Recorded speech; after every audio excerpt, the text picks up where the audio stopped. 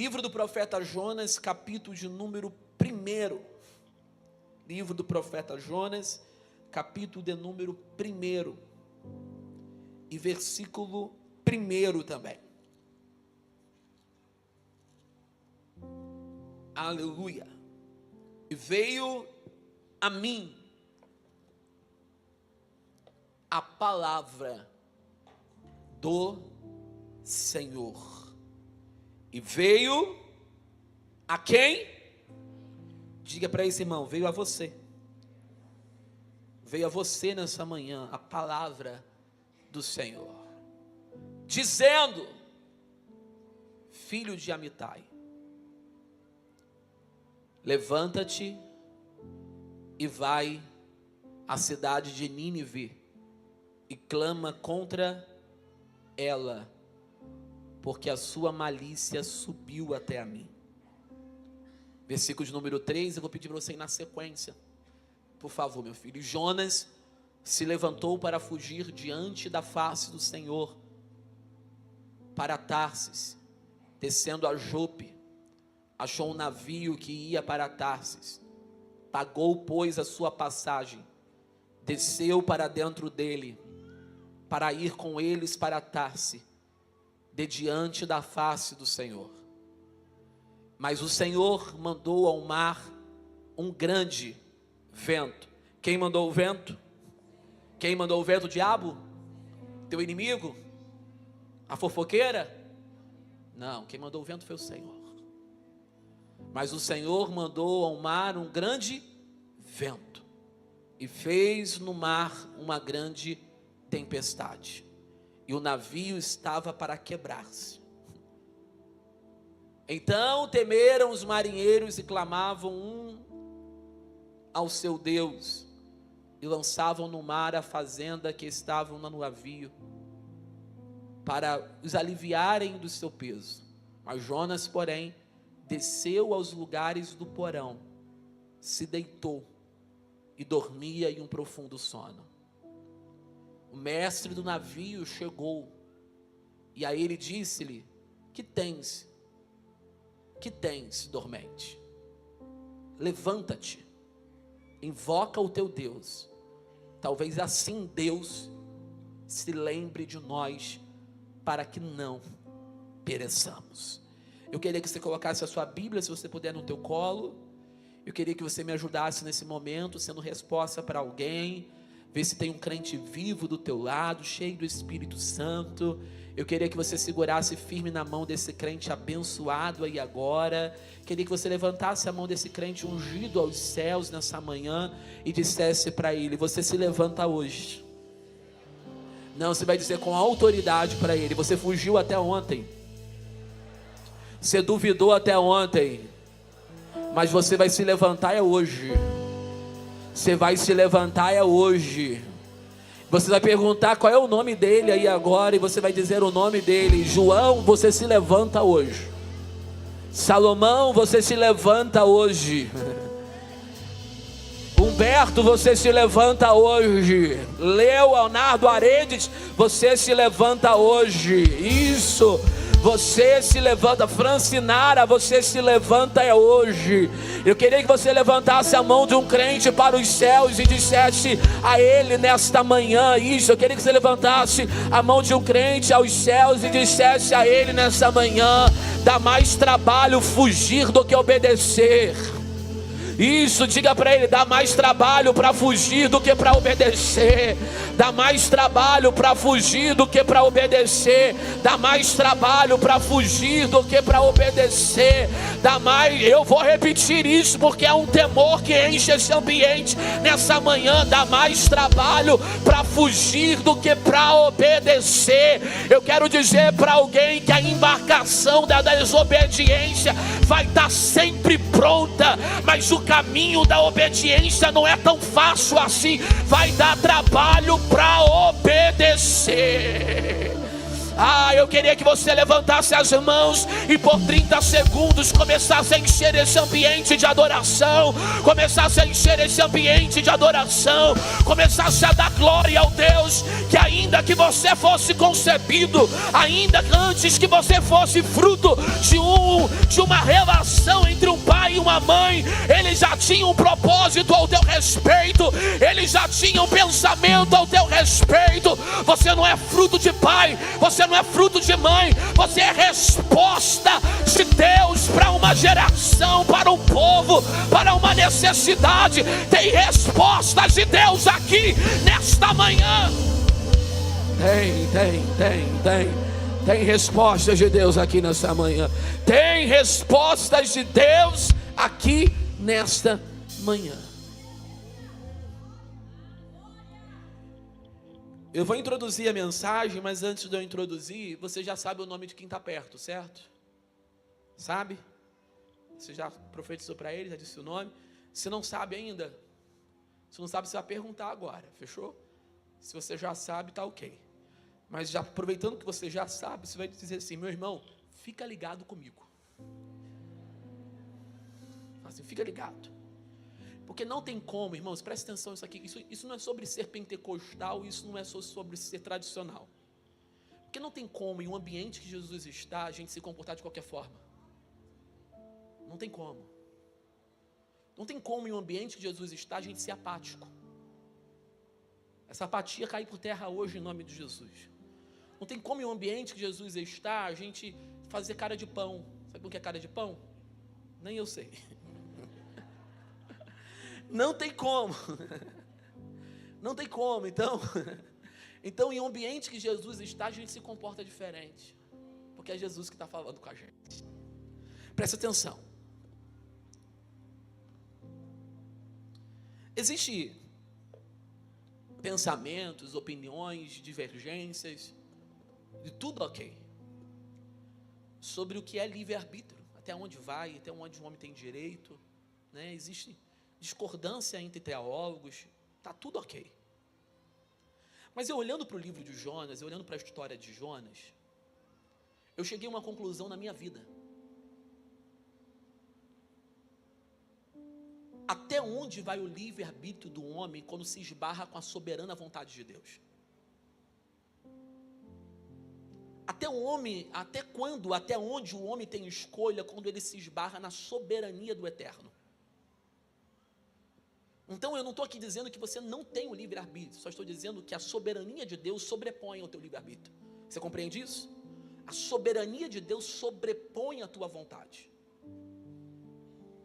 Eu falo isso de forma costumeira e já falei aqui em muitos outros exemplos, ainda não pregando sobre o Jonas, mas citando sobre o Jonas, que nós sim temos uma escolha, uma decisão, uma definição. Se eu cumpro a missão inteiro, ou se eu cumpro a missão cuspido. Então, você tem direito sim. O direito de cumprir a missão arrumado, ou cumprir quebrado. Existem processos que só acontecem porque é fruto da nossa própria desobediência. Existem ventos que se levantam que ele é fruto literal da nossa própria desobediência. Eu vou com você para o versículo 1 do capítulo 1. E eu vou pedir ao meu amigo que está lá no LED para poder já projetar para mim o texto ficar visível durante toda a mensagem. E veio a palavra de quem? A minha palavra é contestável. A minha palavra pode ser duvidosa. A minha palavra, ela é digna de ser conferida, de ser confirmada, de ser contestada. Mas a palavra do Senhor sobrepõe. A Bíblia é inerrante, é infalível, é imbatível. Não tem palavra que Deus libere que se perca. Eu vivo profecias e realidades que eu até esqueci o que Deus falou, mas Deus não esqueceu o que prometeu. Já teve circunstâncias da minha vida que eu falei, meu Deus, se cumpriu. Eu falei, nem eu lembrava. Mas Deus não esquece. Quando a palavra vem, meu irmão, se prepara, a palavra se cumpre, queira você. Você não precisa ficar fazendo lembrete para Deus. E aí, Deus, lembra do que o Senhor me falou? Isso por muitas vezes revela em nós incredulidade. Porque quando alguém te faz uma promessa e ela passa tempo e não se cumpre, talvez você precise reiterar ou lembrar essa pessoa do que ela falou para você. Mas Deus não sofre de amnésia. Quando Ele fala, Ele cumpre e acontece, porque Ele zela pela sua palavra. E veio a Jonas a palavra do Senhor, dizendo, filho de Amitai, 2, levanta-te e vai à grande cidade de Nínive. Levanta-te e vai à grande cidade de Nínive. Isso revela algo profundo, porque tudo começa não quando eu quero, tudo começa quando Deus fala. Tudo começa não quando eu planejo, tudo começa quando Deus determina.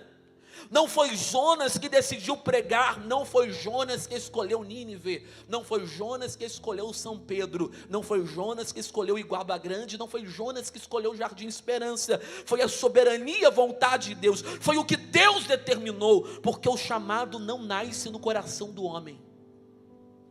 O chamado não começa no coração do homem, o chamado nasce na soberania de Deus. É Deus que decide e é a gente que se submete.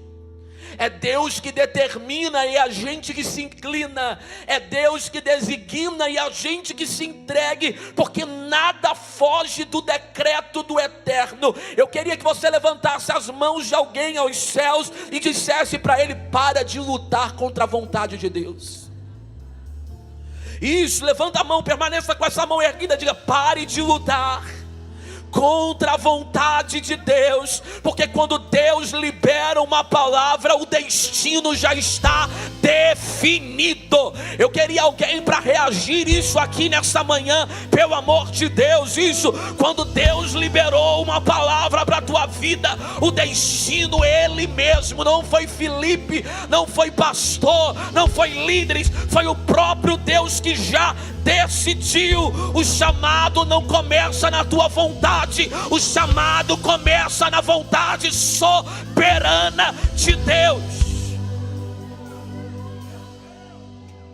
O chamado começa na soberana vontade de Deus. Mas o versículo de número 3 vai dizer que Jonas se levanta não para cumprir, Jonas se levanta para fugir. E ele escolhe um endereço da sua fuga. Ele escolhe a Tarsis. Observe algo impressionante. Deus diz para Jonas, vai para onde? Vai para onde? Nínive. Mas Jonas foi para Tarsis, que fica exatamente na direção oposta. Jonas representa uma realidade espiritual muito comum no nosso meio. Gente que Deus fala A e quer fazer B. Gente que diz não vai, mas bate o pé dizendo eu vou sim. Gente que Deus já disse para você, essa aliança não é para você. Você diz, eu vou testar para saber se não é mesmo. Existem ventos que você mesmo entra, porque você não ouve a direção clara que Deus te dá. Não é Deus que não falou, é você que não ouviu o que quer. Porque às vezes você quer insistir para tirar de Deus uma resposta que Ele não tem para você, para ver se Ele muda uma resposta que Ele não vai te dar. Então não adianta, se Deus já deu uma direção, a direção não vai ser alterada. Nós que temos que aprender a submeter a direção já dada por Ele a nós. Eu queria que você levantasse a mão de ungido. Isso, você vai fazer isso muitas vezes hoje. Se você não gosta, não tem nenhum problema. Você vai fazer assim mesmo, não tem problema não. Levanta a mão de ungido aí agora, que você vai pregar para ele. Eu não vou pregar sozinho. Você vai levantar a mão desse ungido para os céus agora. Você vai dizer para ele, não se oponha à vontade de Deus. Não, você vai dizer, olha nos olhos dele com temor e tremor agora. Você vai dizer para ele, ainda que esteja difícil, ainda que seja difícil para você, ainda que seja incompreensível para você, ainda que você não veja razão para isso, ainda que você você diga: meu Deus, parece que eu estou parado no tempo, parece que as coisas não estão do jeito que eu pensava que seria, eu estou achando que está atrasado o que é para acontecer, mas eu vim como resposta de Deus para alguém aqui nessa manhã, e a resposta de Deus é: fica no lugar da obediência, fica no lugar da obediência, fica no lugar da obediência, fica no lugar da obediência, fica no lugar da obediência. Se Deus não falou, não sai. Se Deus não disse, fica, fica no lugar da obediência.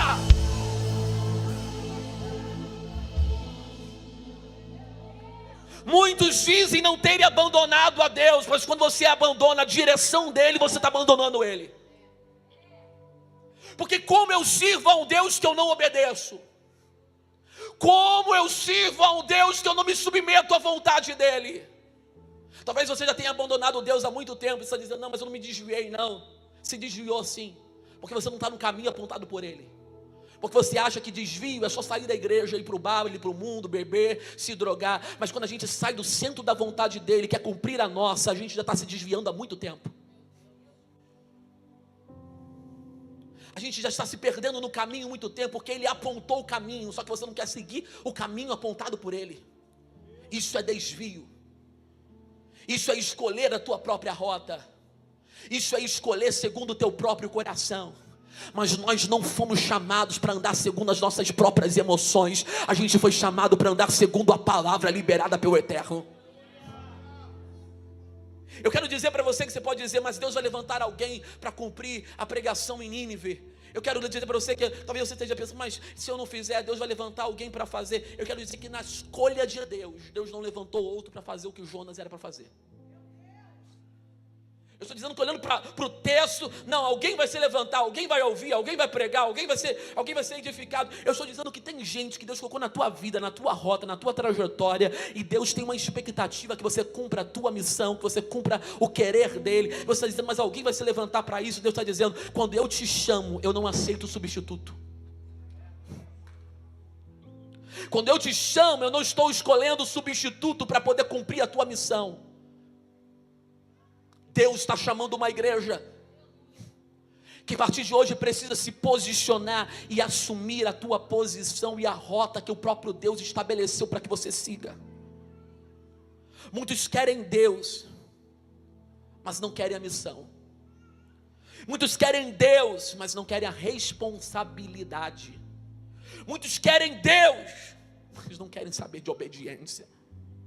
No reino de Deus não existe chamado sem missão. E eu preciso dizer que não existe missão sem renúncia. E eu preciso dizer que não existe renúncia sem choro. E que não existe choro sem abrir mão de muita coisa que a gente ama. Então a tua missão vai fazer você mais perder do que ganhar. A gente perde a nossa própria vontade. A gente perde a nossa própria carreira. A gente perde o nosso direito de escolha. Só para estar na escolha dele.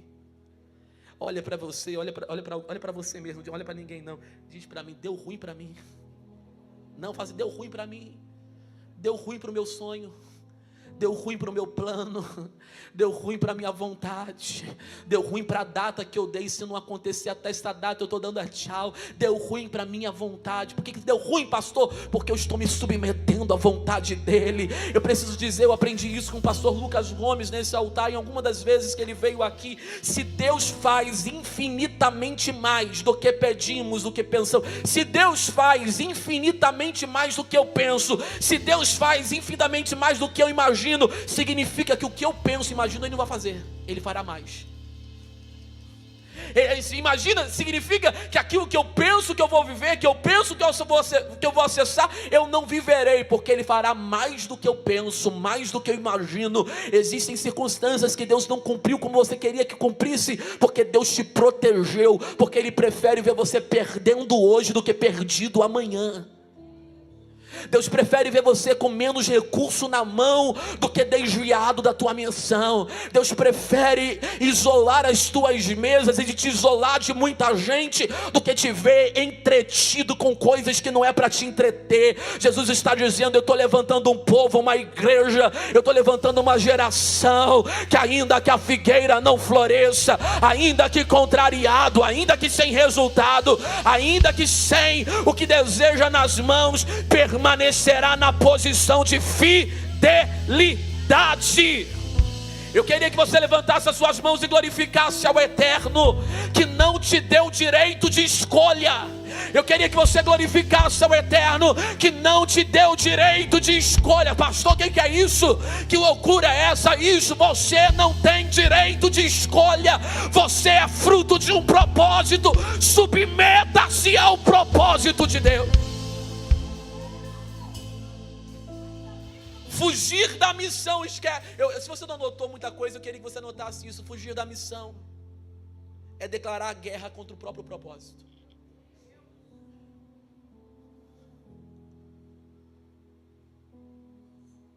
Você acha que fugindo da missão teus problemas resolve? Aí que você arruma problema mesmo. Fugir da missão é declarar guerra contra o teu próprio propósito. Porque quem foge do propósito patrocina a sua própria tempestade. A tempestade só se levanta porque é fruto de desobediência. Tem coisa que acontece que não era para acontecer. É só resultado das tuas próprias escolhas. A tempestade foi enviada por Deus, e o versículo de número 4 diz: mas o Senhor enviou um grande vento aonde? Ao mar. Essa frase precisa mudar toda a perspectiva. Por quê? Porque não foi o diabo. Porque a gente associa vento e tempestade sempre ao diabo. A gente associa vento e tempestade aos nossos adversários. Mas foi Deus. Isso revela algo profundo sobre a soberania divina. Deus está comprometido com a missão que entregou a Jonas. Preciso dizer isso: Deus está comprometido com a missão que Ele entregou a Jonas. A W. Tozer escreveu: a soberania de Deus significa que nada pode frustrar seus propósitos eternos.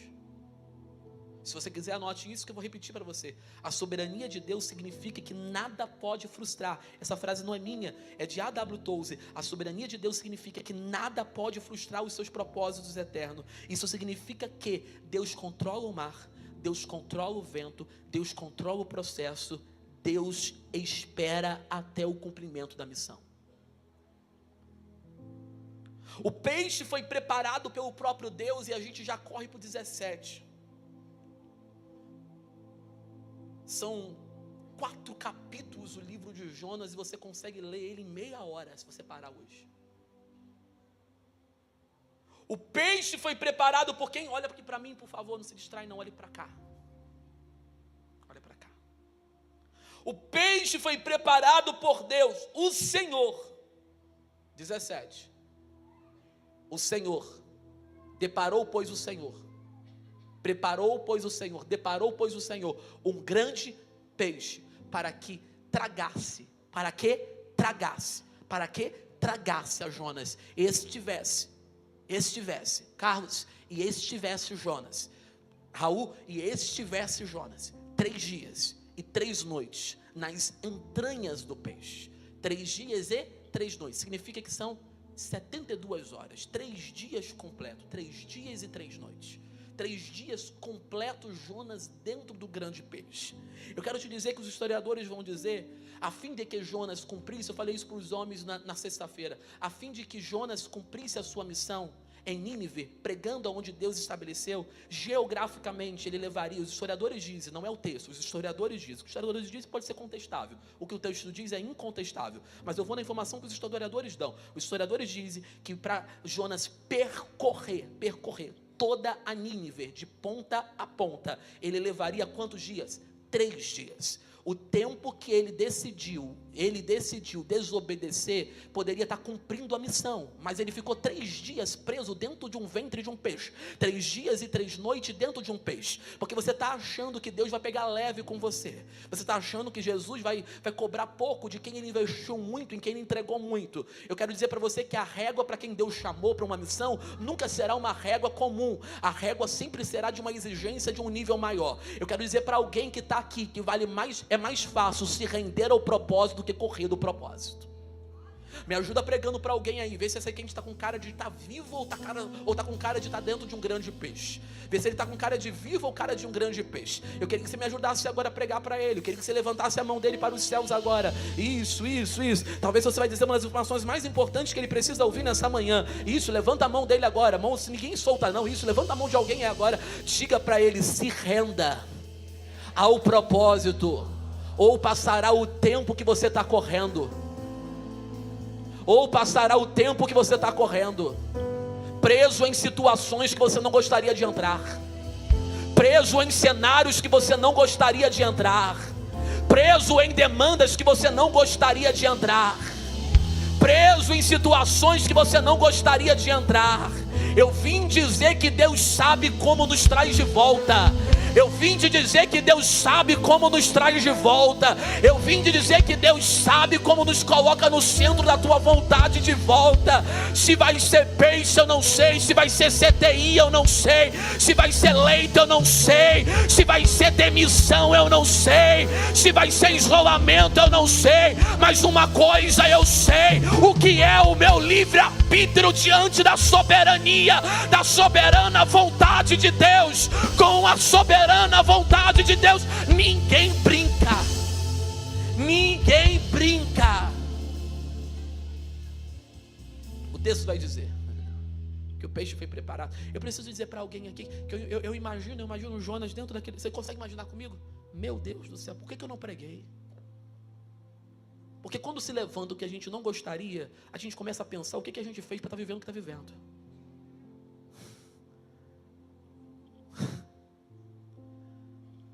O que eu fiz com a minha vida? Aonde eu me meti? Sabe o que acontece? Você vai ler, se eu não me engano é o capítulo 2, a oração de Jonas dentro do ventre. Você não quer pregar? Perdão, você não quer pregar, Jonas? Então eu te ilho para você começar a orar, para você começar a se render. Deus sabe o que faz para não nos perder, irmãos. Jonas, significado da palavra. Jonas, significado da palavra. Jonas, o significado da palavra. Pomba. Repita comigo, pomba.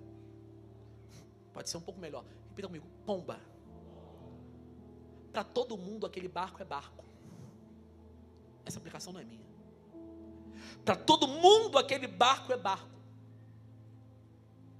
Mas para Jonas é uma gaiola.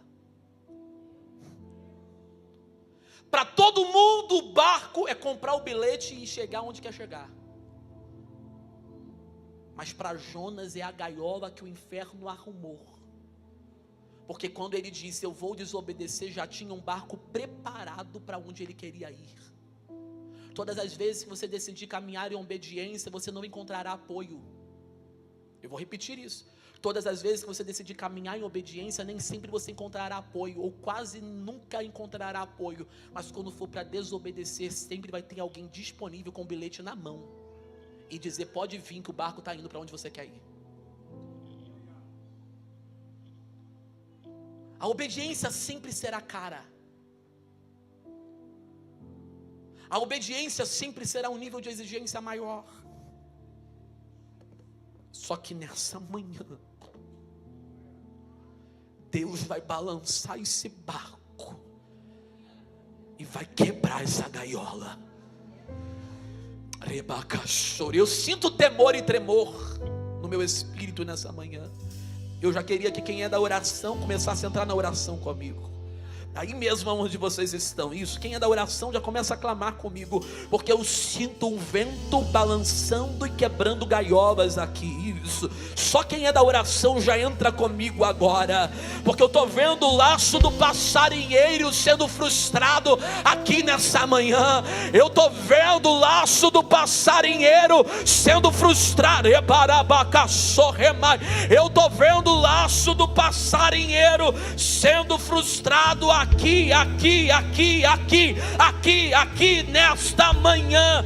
Deus me trouxe para dizer para alguém: eu mesmo levantei esse vento, eu mesmo levantei essa tempestade, eu mesmo levantei essa crise, eu mesmo levantei essa guerra, eu mesmo levantei essa dificuldade. Sou eu mesmo que não deixei esse telefone tocar ainda, sou eu mesmo que te permiti esse isolamento, sou eu mesmo que coloquei você nessa guerra, porque eu quero te trazer de volta, eu quero te trazer de volta, eu quero te trazer de volta, eu quero te trazer de volta. Volta para a tua missão, Jonas. Charles Spurgeon vai dizer que Deus sabe como disciplina seus servos, mas nunca abandona seus propósitos. Deus nos concede sim a oportunidade, uma segunda chance, mas Deus nunca muda o destino do chamado.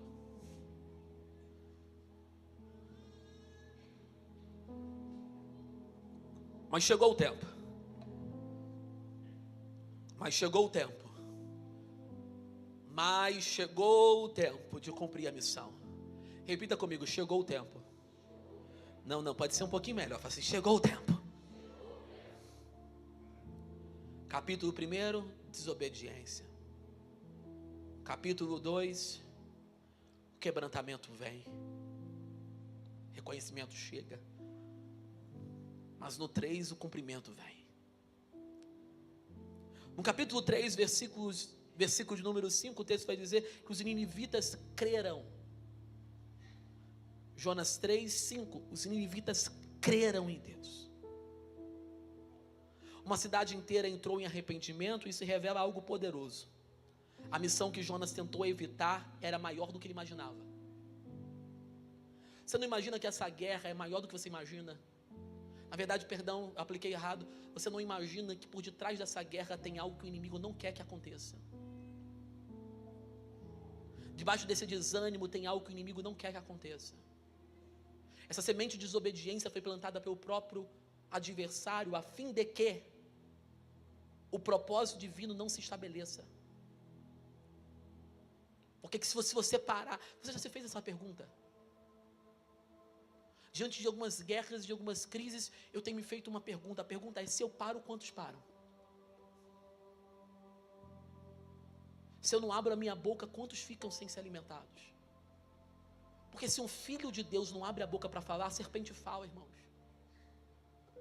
Tem muita gente sendo doutrinada por gente que não deveria nem abrir a boca, porque quem deveria estar falando está calado. Talvez os seus filhos estão sendo discipulados, e a palavra é essa mesmo. Discipulados por youtubers, ensinados por youtubers, por amigos de escola, por professores, porque na tua casa você não abre a boca.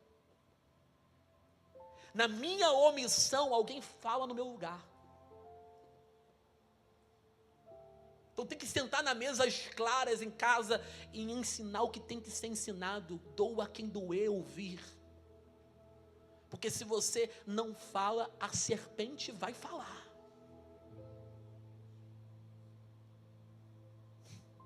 John Piper diz que a missão de Deus sempre é maior do que o medo do homem. Eu vou repetir isso. John Piper diz que a missão de Deus sempre é maior do que o medo do homem.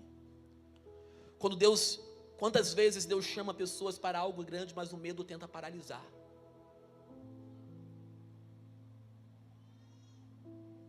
Talvez alguns olham para a missão e dizem: eu não sou digno dela, não sou capaz dela, não mereço ela.